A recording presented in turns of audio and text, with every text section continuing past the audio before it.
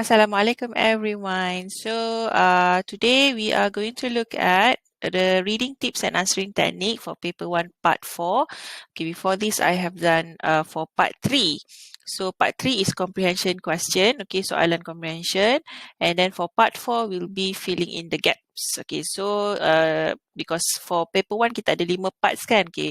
So kita akan tengok part 4 hari ini, and part 4 is the most challenging part in the paper. Dalam banyak-banyak part, teacher rasa part 4 ni paling mencabar untuk semua students, okay. Sebab part 4 ni memerlukan banyak skills, okay, and then dia akan mencabar awak dari segi not just from finding the meanings or finding the answer, but it will challenge you in terms of your language also. So dekat sini kita akan tengok cabaran dia tu dekat mana. Okay, and for today's task, okay, I have also provided one PDF practice, okay, dalam bentuk PDF from Sasbadi online, okay, yang tu memang dia touch untuk topik part 4 ni. So you can keep that PDF punya activity so that whenever you want to do the exercise, you can always do it. Okay, so teacher ambil salah satu aktiviti dalam topik 4 tu lah. If you have that book, the book is Mesra Digital. If you have the book, that would be very good. Okay, if you don't have the book, you can always use the PDF version. Okay, so today's objective, okay, we will discuss on important features of part 4 first. So kita akan tengok apa yang ada dalam part 4. And then we are going to discuss on the answering techniques and tips for part 4. So kita akan tengok dalam part 4 tu apa yang kita boleh buat so that we can tackle the questions and we can answer correctly. And last one, out of 6 questions, okay, we are going to answer 4 sample questions. Okay, teacher akan gunakan 4 daripada 6 soalan untuk kita cuba jawab. So after that, you can do it on your own for the other 2 questions. And lepas tu teacher rasa boleh guna untuk aktiviti lain. So please make sure that by the end of these lessons, kita akan achieve all 3 objectives. Okay. So first, what do we have in part 4? Okay, compared to part 3 is a full long text, okay, lebih kurang dalam 600 words, okay. But for part 4, we have a text with 350 to 450 words. So text dia lebih pendek berbanding daripada part 3. Okay, now, the text can be anything. It can be a story, it can be an article.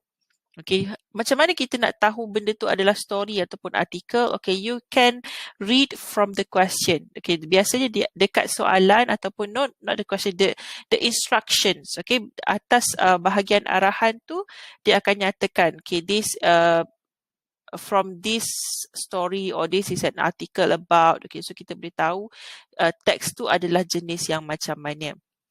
Okay, other than that, the text will be missing 6 sentences. So dalam teks tu kita akan nampak 6 gaps. Okay, ada 6 tempat kosong.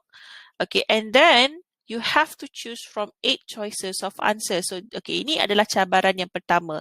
So cabaran yang pertama ialah, okay, you have 6 gaps but you have 8 answers. So you have to eliminate 2, kena buang 2. So macam mana kita nak buang? Okay, kita akan tengok nanti. And then all answers and questions are based on the text, obviously, okay, because you have to fill in the sentences, kena masukkan ayat. So memang betul-betul dia berdasarkan teks. Okay, ini adalah cabaran yang kedua sebab kita nak tahu ayat mana yang betul, which sentences are correct. So this is your second challenge.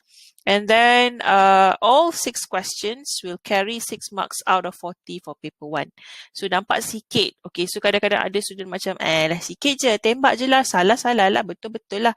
Okay, kita tak boleh ada mindset macam tu. Teacher rasa mindset kita kalau walaupun benda tu 6 markah sahaja, I think it is very important for us to secure that mark sebab kita tak tahu apa fungsi 6 markah ni. Mungkin 6 markah ni akan membantu awak dapat band yang lebih tinggi ataupun boleh menurunkan band awak, menurunkan markah awak. So, please, tak kisahlah benda tu sikit ke banyak, you still need to try your best for this part. Okay. And then for part 4, okay, there are also 4 skills will be tested. So skill number 1, you have to understand main points in longer text, of course. Sebab kita nak cari ayat mana yang betul, we need to understand the main points of the text. Okay. Skill number 2, we have to understand specific details and information in longer text also. Kena faham specific details, kena tahu specific information yang diperlukan. Okay. Now, skill number 3, you have to guess meaning of unfamiliar words from clues and context. Okay, kena teka because sometimes you don't know the meaning of the words. Okay, the words are not familiar with you. You are not familiar with the words. So, sometimes the clues and context from the text can help you to guess. Kita tak faham perkataan tu, it's a new word, perkataan baru. So, kadang-kadang konteks cerita akan membantu awak. Okay. And skill number 4, okay, yang ini yang penting untuk part 4. Okay, skill number 4 is you have to recognize typical features at words, sentences, and text levels of genres. So, contohlah typical features at words and sentences ni, for example, you have to understand how the sentences are written, the grammatical features, for example, the tenses, and then you have to know the pronouns, all the cohesive devices, the referencing, semua dekat sini main peranan yang sangat penting. So, boleh kata dekat part 4 ni juga kita akan diuji dari segi grammar knowledge. Okay, grammar knowledge memainkan peranan yang sangat penting. It is not the same as part 2. Dia tak adalah sama macam part 2. But for this part, grammar punya knowledge akan membantu kita. Okay, teacher akan explain apa yang teacher maksudkan dengan grammar knowledge tu dekat slide yang seterusnya nanti. Okay. And I believe if you are able to, I won't say master, if you are able to understand how this works, inshallah you can answer your part 4. Okay.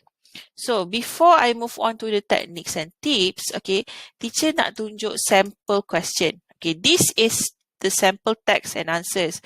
And of course, this is from Sasbadi punya workbook, so it's a bit different. If you look at your exam paper, it might be a bit different. Contohnya dari segi jawapan, dia punya layout jawapan, okay? But more or less, this is what you will get, okay? So first, you will have the instruction on top of the text, and then you have text with 6 gaps, okay?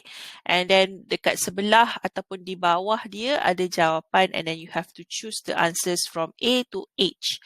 Okay, daripada A to H, you have to choose the 6 correct sentences. Okay, so dekat sini memang sangat mencabar. Teacher mula-mula tengok pun, I believe your teachers also think this is a challenge for them because this is a new thing. Okay, so ada teacher yang tak mengajar PT3 before, so it is a new thing for us. So we are also worried because we think this is a very hard part, and sometimes we don't know how to teach you guys. So this is also a learning process for us. And before I create these slides for you, I also study these questions or how to answer this. I also ask my friends. I also look at other people's techniques. Okay, then I come out with these slides. And I hope whatever I share with you today will help you guys for your part 4. Okay, so ini adalah sample text dan juga jawapan yang dia bagi. So, kalau kita kata nak tembak, okay, if you want to, to make a guess, okay, make a wise shot.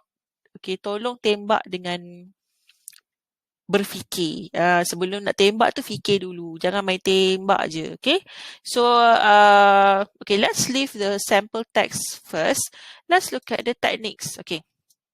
Now, how can we score better for part 4? So, part 4 ni kalau teacher tengok students teacher, ramai yang tak boleh nak score lebih daripada 3. So, kadang-kadang 3 tu maksimum lah. Okay, ada yang boleh capai 4 tapi tak ramai dalam 1 atau 2 orang. So, macam mana kita nak score better for this part? Okay, so first, whenever you are reading to answer questions, okay, this is not reading a novel or reading a storybook. This is, you read to answer questions, okay. First things first, okay, because this is not comprehension questions. So, kalau kita baca jawapan dulu pun, kita tak faham juga. So, first, kena baca sekali lalu. This is what we call as skimming. You skim the text. Okay, maksudnya baca seimbas lalu so that you will get the general idea. You will get the gist. So please take some time. This is not a long text. Okay, text tak panjang pun. And you can take like 2 or 3 minutes to finish the whole text. Okay, teacher kita tak faham perkataan, don't worry. I believe daripada perkataan pertama sampai perkataan terakhir tu, teacher rasa ada je perkataan yang awak faham. And to what I mean by reading for gist or reading for general idea is to get the general idea of the text. Maksudnya kita nak faham sebenarnya cerita ni pasal apa. Kita tak nak tahu lagi pasal specific information dia, kita tak perlu tahu lagi detailsnya, kita just perlu tahu cerita ni keseluruhannya pasal apa, so that when you read again, you know already, okay, this story is about this, now I have to find this part, I have to search for this information. Baru senang kita nak cari. Okay, now to get the gist, not just read the text, you have to read the instruction also, and you also have to read the title. Sometimes the gist can come from the title. The gist can come from the instruction. Okay, so baca dulu instruction, baca dulu title, read from the top to the end of the text, barulah kita boleh move on to the choices of answers. Okay, habis dah baca teks, dah faham sikit-sikit. Okay, pergi pula dekat bahagian jawapan A sampai H tadi. So you read the choices of answers carefully, baca dulu. Okay, and note what information is missing from the sentences. Okay, sebab ayat itu adalah ayat yang diambil di tengah-tengah teks. So sometimes it can be confusing. So kita macam cakap, okay, dia cakap macam ni. So, apa yang berlaku sebelum dan selepas? So, we need to know what happened before and after the sentence. Okay, so, untuk kita tahu benda tu, kita kena tengoklah dari segi jawapan tu, we need to know apa information yang missing. Contohnya dia kata, okay, she is a girl. For example, the answer is she is a girl. Now, we want to know who is she, for example. Mungkin sebelum tu dia dah nyatakan nama dia ke, umur dia berapa. Okay, maybe di sebelah pun, selepas itu pun dia akan nyatakan tentang personality. So, we need to guess. Kita kena guess dulu. Okay, so and I want you to at least understand a bit of the sentences so that it will help you to find or to fill in the gaps. Okay, kena faham juga maksud sentences tu. Tapi tak adalah kena faham 100%, meaning that you need, paling-paling pun you faham ayat tu secara kasarnya maksud dia apa. Okay, now, once you have finished for the general, once you have finished reading for the general idea, okay, you can go back to the text, alright, go back to the text to read for the missing ideas. Sekarang kita nak cari missing ideas. Kenapa idea tu hilang? And apa idea yang hilang dalam teks tu? Okay, untuk cari idea yang hilang ni, you have to read the sentences before and after the gap. Kena baca sebelum dan selepas gap, tempat kosong tu. Okay, kenapa dekat situlah ada clue dia? Okay, apa clue dia? So, clue dia boleh jadi banyak. Okay, teacher akan explain sekejap lagi apakah clue-clue yang kita boleh guna untuk cari jawapan, untuk cari sentences yang betul untuk kita masukkan dalam gap tu. And then, when you read the sentences before and after, it is like you are trying to figure out what ideas come before and after. So, dekat sinilah cabaran dia bermula. Okay, cabaran dia ialah awak kena gunakan skill grammar awak, for example, untuk tengok, okay, adakah missing part ini adalah tambahan idea. For example, kita nak tengok kita punya skill in cohesive devices. Okay, for example, like connectors, okay, linking words, penyambung ayat. Okay, kalau kita nak tahu, okay, jawapan dia ada penyambung ayat, adakah ini sesuai? Contohnya, the answer start with, okay, in addition, this is blah, blah, blah, blah, blah. So, kita tahu in addition means tambahan pula, meaning that we add on new ideas. Kita tambah idea baru. Now, before the gap, sebelum gap tu, adakah dia bercakap tentang idea yang sama? For example, okay, dia cakap idea yang sama dan kalau kita masukkan in addition bla bla bla tu dekat gap tu, sesuai tak? Adakah dia related to each other? Okey. Lepas tu pula tengok yang selepas dia pula. Adakah dia related juga? Dekat sini yang teacher kata kita nak kena guna kita punya grammar knowledge. Okay. And for teachers also, this is very important because this is, I think it is very important also. A very important practice also, which can be useful in writing also. Okay. Lepas tu, once you have figured out the idea, okay, once you have figured out, okay, this is the missing part, you can fill in the gaps. Okay, now, bila nak fill in the gaps, biasanya kita akan start dengan nombor 1 dulu. Bila kita start dengan nombor 1, sometimes the first one could be very difficult. Okay, and then bila satu tu dah susah, yang lain pun kita akan rasa, sudah, tak boleh nak buat. Okay, I cannot do this because the first one is very difficult. Now, no. If you don't know the first one, now leave that first. You can start gap yang seterusnya. You can start with the easiest one and then you can move on to the hardest ones. Okay, so start dengan yang senang dulu. Yang awak rasa macam, I know this is the answer. So you can do this first. Then barulah kita boleh buat. Now, dekat sini adalah bahagian work smart. Okay, you have to work smart because when you do, for example, you do the easiest part first. Okay, you will eliminate 1 or 2 answers. Kita akan terus buanglah 1 atau 2 jawapan sebab kita dah isi dekat tempat lain. Now, kita tinggal, contohlah daripada 8, kita dah buat, kita dah ambil 2 jawapan. So, meaning kita ada 6 lagi. So, now, we don't have to think about the other 2 sentences. So, lagi memudahkan kerja kita sebenarnya. So, you have to work very smart. Okay.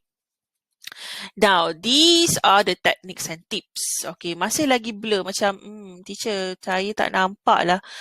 Especially macam mana nak cari clue dia dekat situ. Teacher cakap pasal grammar, semua tu tadi kan. Okay, now let's have a look at what I mean by the clues. Okay, now how to find the clues. Okay, there are so many ways to find the clues. And teacher cakap tadi dekat sini dia mencabar awak dari segi grammar. Knowledge. Okay, now, because in language, in linguistic, okay, for example, in writing, okay, we use a lot of words to refer to this thing and then we use another word to refer to other things. Okay, so kita gunakan perkataan-perkataan lain, contohnya untuk memberi gambaran idea apa yang kita nak cakap selepas itu. So, benda tu yang dia guna dalam part 4. Okay, tak faham lagi? Okay, tak apa. So now, clue-clue yang ada, okay, kalau macam part 3, clue dia kita tahulah from paragraph 4 and then you have to look at the WH questions, what, how, when, semua tu kan. But in part 4, kita tak boleh nak tengok benda tu because it did not mention which paragraph ke apa ke. So macam mana kita nak tahu benda tu adalah jawapan, benda tu adalah idea dia? Okay, these are the clues. First, we have to look at the pronouns used. For example, the subject. Okay, he, she, it. Okay, semua tu kan.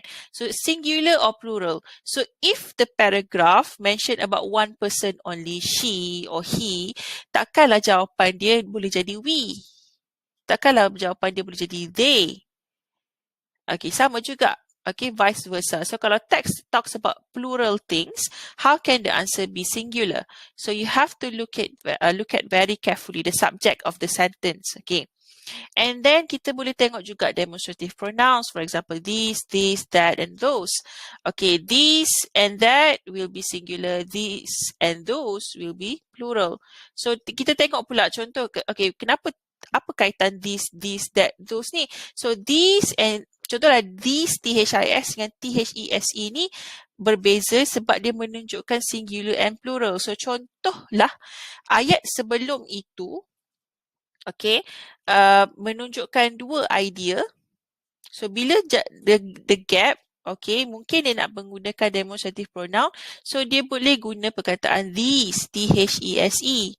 Okay, that is the correct answer. For example, so kalau dia guna THIS, salah lah sebab sebelum tu 2 idea.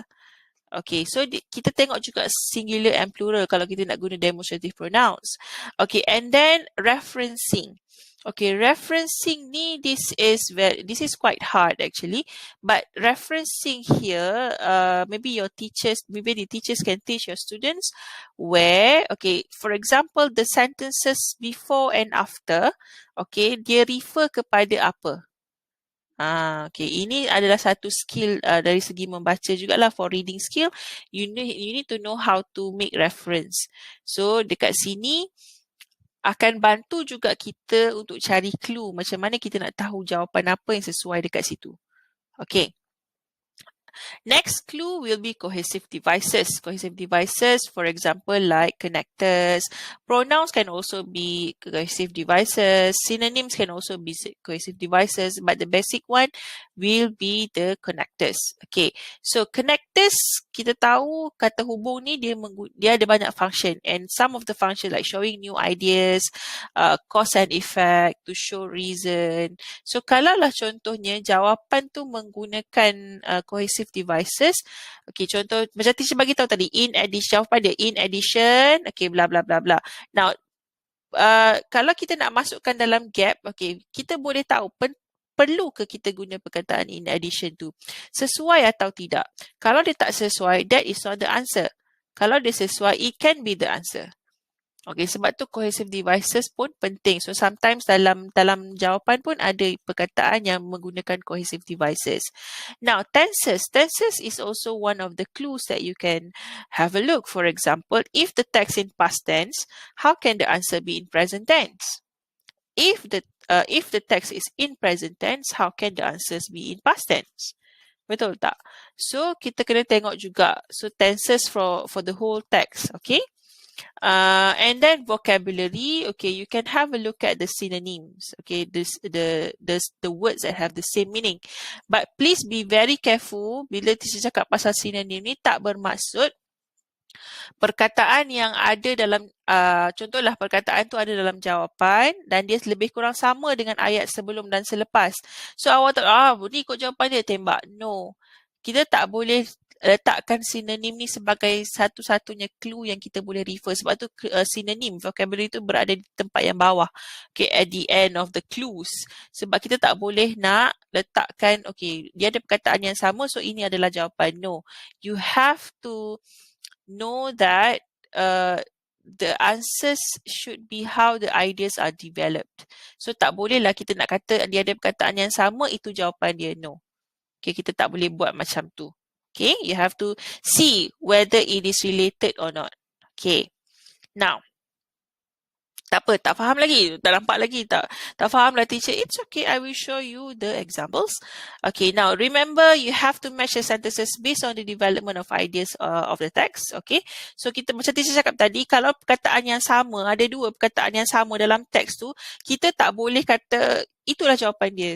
No, we cannot say that, because kalau kita baca balik ayat tu, mungkin ayat tu sebenarnya tak related pun dengan sebelum dan selepas. So itu bukan jawapan dia. So we cannot do that. Okay. And macam tengok tu, don't simply choose your answer because it has the similar words with the sentences in the text. So you need to read first. Okay, kena baca dulu. Alright, so teacher dah bagi clue, teacher dah bagi reminders. So now to make it more obvious, to make it clear for you, so let's look at the question. Okay, kita tadi objektif kita nak discuss 4 sample questions, right? Okay, so let's look at this one. Okay, this is the text. Sama text yang macam teacher tunjuk tadi. Cuma teacher pecah-pecahkan kepada beberapa bahagian. So this is the text.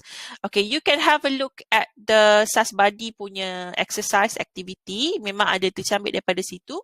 So this is the whole text. Cuma untuk part ni teacher pecah-pecahkan supaya kita boleh tengok part by part.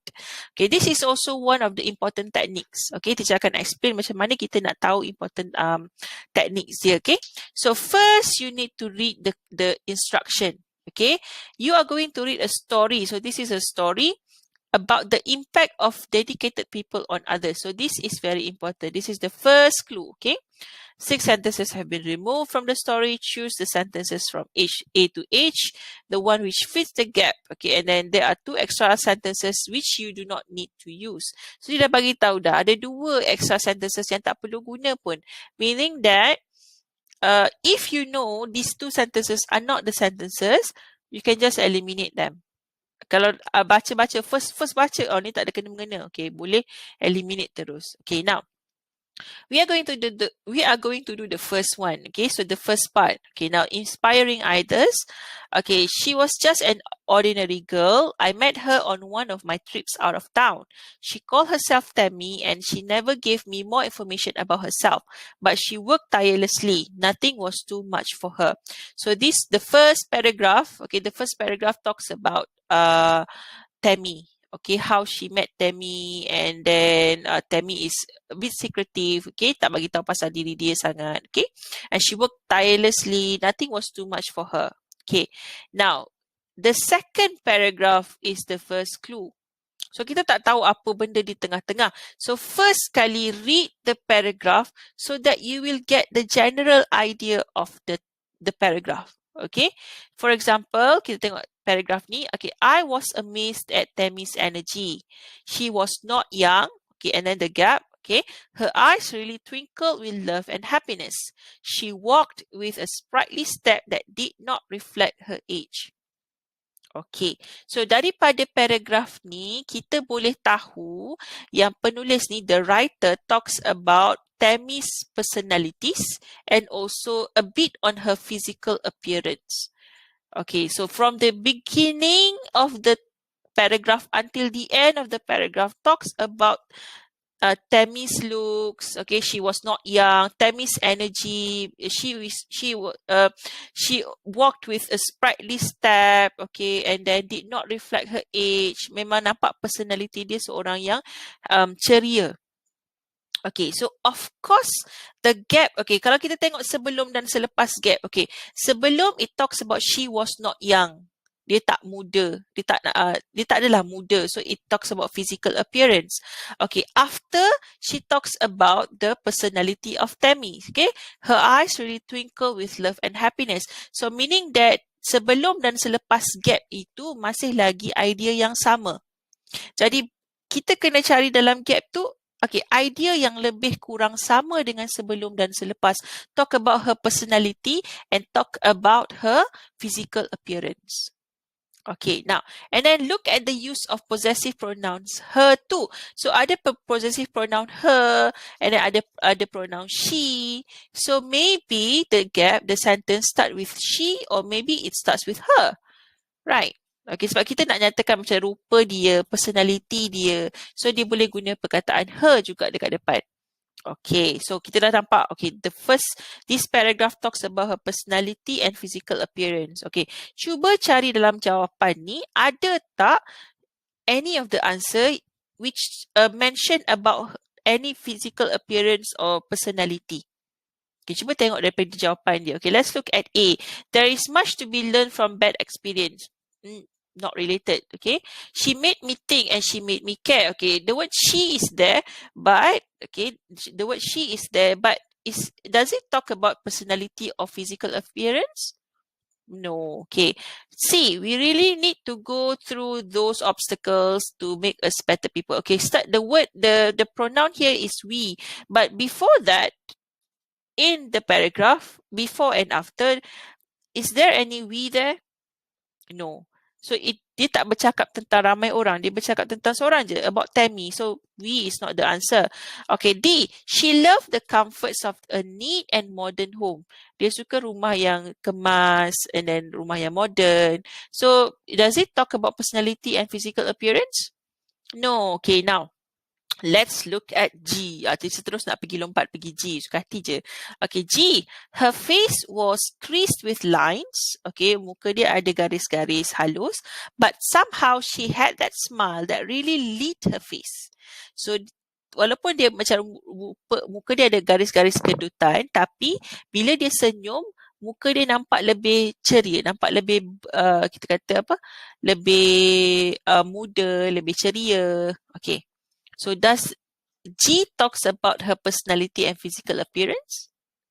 Yes, so the answer is G. Okay, so nampak tak? Sebelum dan selepas it talks about physical personalities and physical appearance. So meaning that tengah-tengah mestilah masih lagi idea yang sama. Okay, so that is why we choose G as the answer. Okay, so this is the first one. Okay, now yang ini kita tengok clue sebelum dan selepas and also the pronouns. Okay, now we move to the next paragraph. This will be the third paragraph of the text. Okay. Of course, there were things she would never tolerate, and the staff received some hard comments when they were harsh to the people there. Okay, and then a gap there. Once a man came to drop off his mother and appeared unsympathetic to the mother's pleading look. Tammy told him off sharply, so she scolded the man. Okay, now if you look at this paragraph, okay, it talks about the things that Tammy dislikes. Benda yang dia tak suka tengok dan benda yang dia tak suka.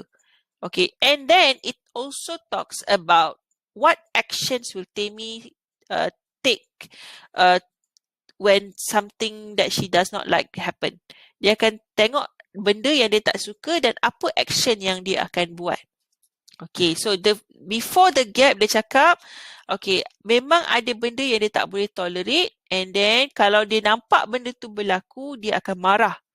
Dia akan tegur secara tegas. Okay, now the sentences after that also give an example. This is an example of how she scolded the person.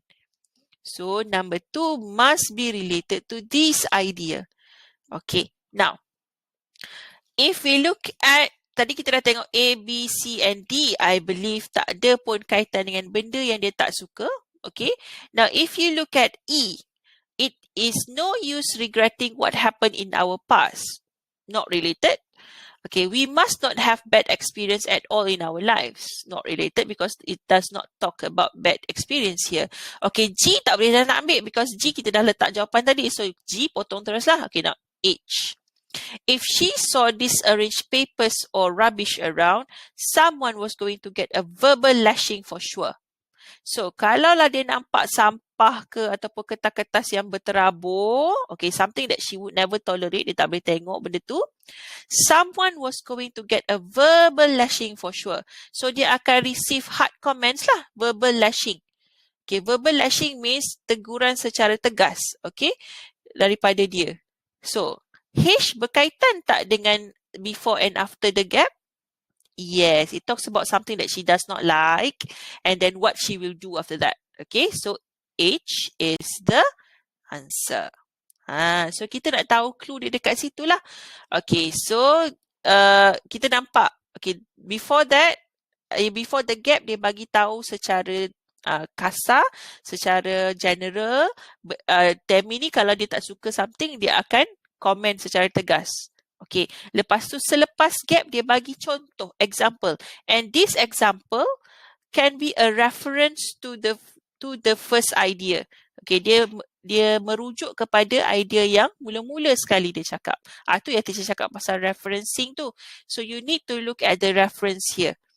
Okay, so H pun adalah salah satu reference untuk the first idea tu. Benda yang dia tak boleh tengok, lepas tu kalau dia nampak benda tu, dia akan marah. Dia akan tegur secara tegas. So, H will be the answer. Okay. Now, let's move on to the third and fourth. Okay, teacher, kita akan discuss dulu the paragraphs and then we're going to look at the answers. But because we have discussed all the answers together just now, okay, teacher akan bagi masa untuk awak jawab 3 and 4. Okay, so now let's look at the fourth paragraph and the fifth paragraph. Okay, I have always wondered what brought Tammy into my life. Okay, so penulis ni macam tertanya-tanya lah macam mana Tammy ni boleh masuk dalam hidup dia. Okay, she brought meaning and wealth to my poor life. So dia bawa hidup dia lebih bermakna, dia bawa macam nikmat lah untuk kehidupan dia. Okay, and then gap, I realized that sometimes people come into our lives and we know right away that they were meant to be there. So lepas gap tu, dia sedar yang kadang-kadang orang datang dalam hidup kita and kita tahu terus memang orang tu betul-betul Tuhan takdirkan untuk masuk, untuk datang dalam hidup kita. Okay, they help us to figure out who we are or who we want to become. Okay, so the fourth paragraph talks about how Tammy is important to her. Macam mana Tammy ni penting untuk dia. Apa Tammy tu dah buat. Apa effect dalam hidup dia yang dia dapat when Tammy came into her life. Okay, so that is the third paragraph. The fourth paragraph now, you have to find the gap for number 3. What is the sentence for number 3? Okay.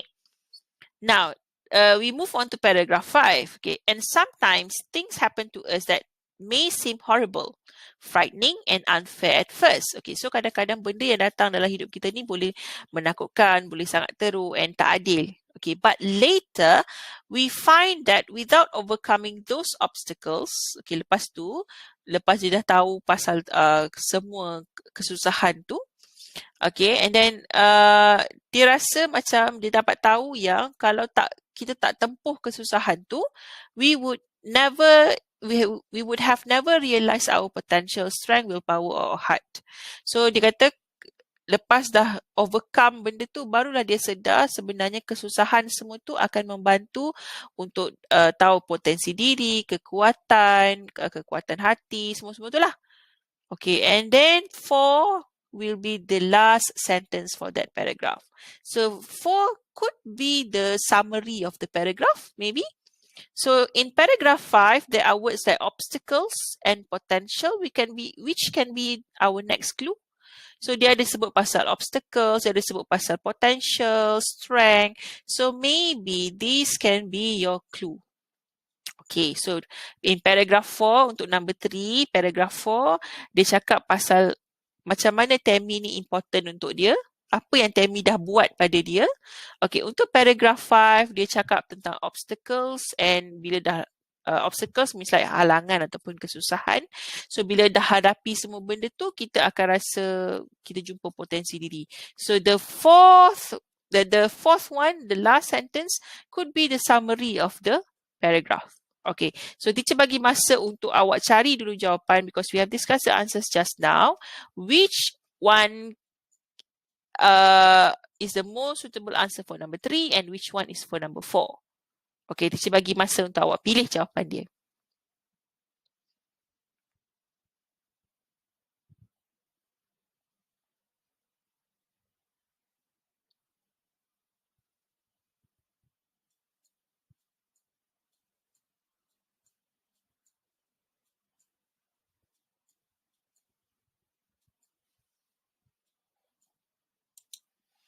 Okay, so are you done? Have you finished? Have you chose the answer? So now let's check.